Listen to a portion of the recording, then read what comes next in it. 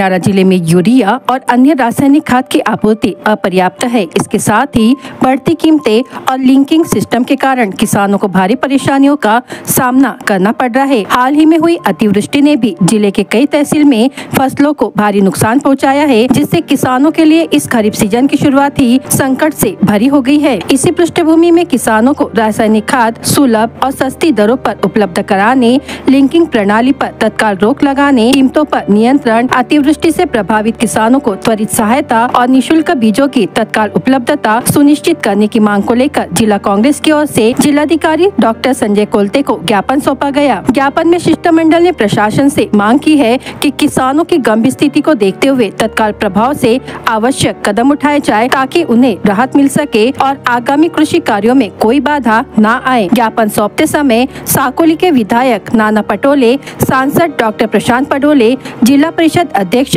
कविता उइके, सभापति नरेश ईश्वरकर, सदस्य शीतल राउत, अनिता नलगोपुलवार, प्रेम वनवे, महिला कांग्रेस अध्यक्ष जयश्री बोरकर, तिरपुड़े पवन वंजारी, ठाकुर धनराज साठवणे आदि पदाधिकारी उपस्थित थे।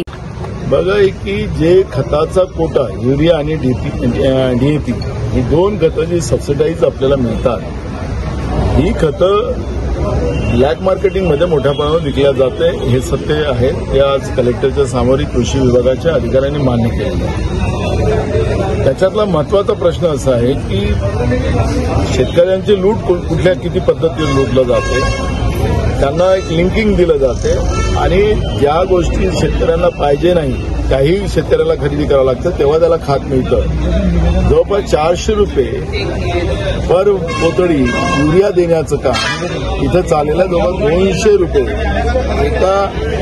एका युरिया पोतडीवरून शेतकऱ्याकडून लुटलं जाते आहे। अशी परिस्थिती या ठिकाणी आहे आणि म्हणून आज जिल्हाधिकारी महोदयांच्या समोर आम्ही ही सगळी भूमिका मांडलेली आहे। कृषी विभागाचे अधिकारी होते, आमचे खासदार त्या ठिकाणी होते, अनेक शेतकरी त्या ठिकाणी होते आणि हे सगळं जे भ्रष्टाचार शेतकऱ्यांना लुटण्याचा जो मोहीम आता जी सुरू झालेली आहे ती थांबवली पाहिजे, ही मागणी आम्ही केली।